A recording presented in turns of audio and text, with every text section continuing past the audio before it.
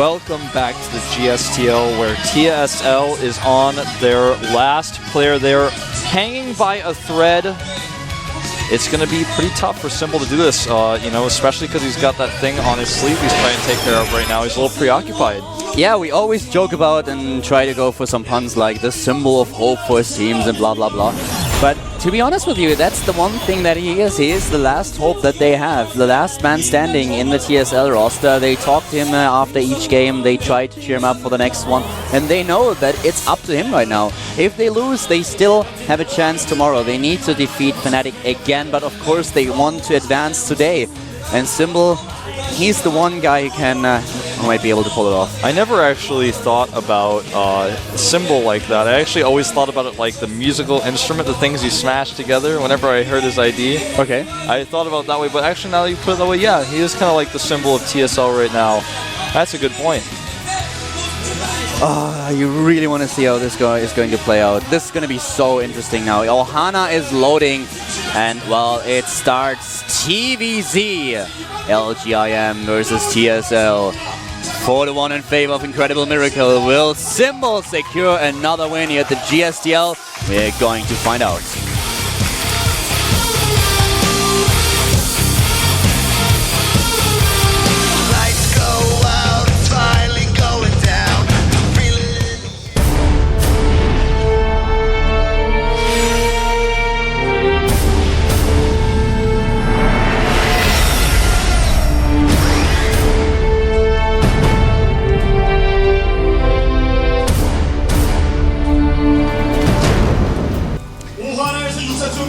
To the top left of the map, starting for Incredible Miracle. This time it is not Lucera, this time it's the Terran player.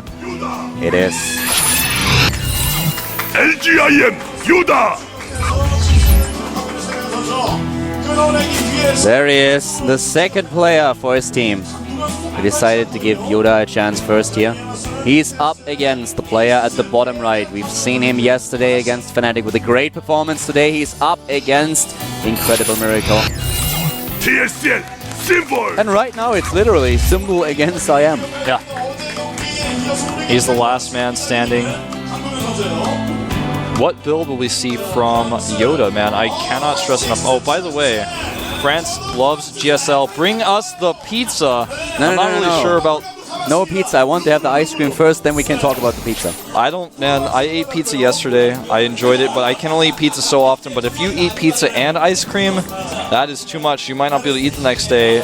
If you want to like counteract what you've done to yourself, you eat both of those in one night. You see, you already fall into this trap. As I told you, ice cream doesn't have calories. Well, pizza does, You have to believe. Yeah, well, pizza does. I'm not arguing about that. Hatch first, coming down for Lucera, or not Lucera. I'm so stuck on Lucera after he's been in every single one of these games. Now, Symbol, of course, going Hatch first. Drone will escape here. I want to stress, seriously, Symbol has so much experience against this build that I think we're going to see regardless from Yoda. And he has such the strong ZVT that I think I am bringing out Yoda here, unless he's going to show something special. I think it may be almost suicidal to do that. I have a question though. There was this one this one point raised, and it comes up every single time that we have a situation like this, where one player has to fight, let's say, 3-4 games in a row. Do you really think that it is a strategy and a valid one to tire out a player? Does that really work in the environment that we have here? We are not at a convention, we are not at a big LAN or tournament where you have a lot of commotion going on. It's just here at the studio and everything is calm. You can talk to your team after each game that you played. Is it really possible to tire a player out here? Tire as an exhaust, no. As in mentally, you can, but only if you show long games and tough games like the game we saw last game. But if you're going to put a player out just simply because, well, I just want to use this player, he probably won't win or even show a good game, but I think he'll get tired. No, I don't think anyone ever thinks of that as a strategy. Because the thing is, in the end, he has to play a maximum of 5 games. And the guy trains 10, 12 hours at some days, and even if you play a best of 7, you might end up playing more games that you would have to play here. So I think these players that we see at the GSL, at the GSTL, they are definitely able to keep to be on top of their game for the duration of 5-6 maps. If you put out a player who loses, or it looks like an easy opponent, then you actually will help the person mentally. They're going to feel less tired and less exhausted. They're like, wow, that was a really successful game for me. I feel good about that. I'm feeling great right now. We see double gas, by the way, from Symbol coming out, and a third command center going down with pretty normal timing coming out first. May not go for the starport at all. If he does, it's going to be very delayed here. See speed coming out, and those double gases. Yep, there's the Roach War, and you guys just got a glimpse of it. He isn't even putting some pressure on here. He currently has a harvester count of 34. I would actually say that the Banelingness should be in there as well. This looks very much like a Roach Baneling attack. If you only go for a little bit of Roach... Oh, how cool was that? Did you see that the SCV couldn't get in because of the tumors? Yeah. Couldn't pass them. That was great. Yeah, but usually if you see... Oh, he actually builds additional harvesters now. He has at 42. If you only go for roaches, you usually start it a little bit earlier. You just build a few roaches and attack. He has speed as well. So we will at least see Roach and Zergling as a follow-up, as a potential follow-up. But the Baneling Nest, with all the gas that he has, there it is. Oh, man, he is really going to commit to this. This is not the type of strategy I expected to see against the Terran from Symbol, but maybe he just wants to get this one over with. This is going to be pretty tough to defend, but I mean, this is all in. He's making 2 Baneling Nests, man. It's even more all in than I thought. Let me have a quick look, though. Did I see this right? The add-on is actually another reactor. Yeah. This is going to be... Wow, okay. This is going to be pretty scary. This is going to be really scary. There's not going to be a tank. There's not going to be a Banshee anytime soon. So how do you actually defend against this? Double Baneling Nest. Yep. Okay. Well, we'll see how much damage he can do with these Hellions. He's actually denying a lot of creep right now, and the scouting information has been denied. And he did not see these roaches. He doesn't know about the roaches. There's no bunker in play. This could actually just work. As I said, he doesn't have anything against these roaches. The Hellions are getting in, though. That's the big problem. That is the huge problem that he's facing right now. These Hellions will do a lot of damage, but at the same time, he's gearing up for his attack, and there is not a lot to defend. There won't be tanks, there won't be Banshees, there's not going to be anything. Yeah, right now the worker count is down to 28. 15 workers killed, but I think he's not going to hold this, man. With no bunker in play, I mean, how can he hold? Oh, wow. He should have sniped the Marauder. That was important. But here come the Banelings. They're moving in. And how do you defend against this? You have nothing. There are no tanks, no Banshees. There is nothing. Oh, he kills Stim the finishes. Stim finishes, but I mean, he has no units left. What is he going to do? Yeah, what's he going to stim, man? He can't stim SCVs. And now we have Roaches and Banelings in the main base, and they are going to have a field day. This game is over. I did not expect it to end like this, but... He camps the production. He camps the production. Everything that's going to be built in those barracks is going to die immediately. GG. 2 down. 3 to go. Symbol's starting a comeback, man. Yeah, he's starting it. It's 4-2 now. And TSL is cheering. They're like, yep. Symbol is like 2 down, 3 to go. Yeah. And this is, I mean, this situation now for IM is becoming like... Look at MVP's expression here. He's like, he's like, I would have made a bunker anytime, man. Even if I didn't scout it, at least 1 bunker. He's like, I probably would have still died too, but I would have had a bunker, man. He's like, come on, what are you thinking? Bunker. Against the Zerg player these days, you have to either follow it up with the transition into siege tanks, depending on what exactly you want to pull off, or you have to at least try to get a Banshee in there. We've seen Paul do this when we had the up and down matches, when who was it? It was Line actually, or Suo Shin, who tried to play the strategy so many times, and oh my god, did he just sleep? I don't think he was sleeping. Probably just texting.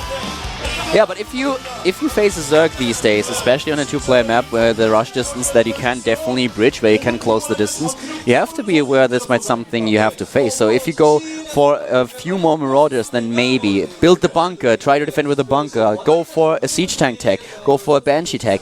All of those things, they help you. And he was so caught off guard. His micro was not very good either against that. I mean, he didn't really split his Marines. What can you micro? I mean, there was not much left, especially after that first hit. Basically the same amount of Banelings than Marines, so...